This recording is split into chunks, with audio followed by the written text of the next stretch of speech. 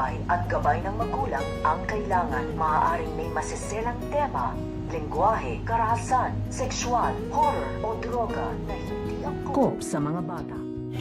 Sa pagpapatuloy ng makiling ay dito na nga hustong pahihirapan nito nga ni Amira. Ito nga si Polsa dahil hanggang sa ngayon ay hindi pa rin umaamin ito nga si Polsa sa kanyang mga nagawang kasalanan at sa kanyang pagpaslang dito nga sa ama nga nito nga ni Amira. Kaya bubuhusan na nga nila dito ng gamot ito ang mukha nito nga ni Polsa upang masira na nga daw ito dahil ayaw na nga rin doon niyang magsalita. Kaya hindi na nga magdadalawang isip ito nga si Amira na ilibing nga ng buhay dito ito nga si Polsa at sirain nga dito ito nga kanyang mukha. At habang ginagawa ng mga tauhan nito nga ni Amira ang pagbuhos nga ng gamot dito nga sa mukha nito nga ni Polsa ay nagmamakaawa nga ito at nagsisisigaw. So pakakaabangan nga natin dito ang pagpapahirap nito nga ni Amira dito nga kay Polsa at ang paglibing ng buhay dito nga kay Polsa.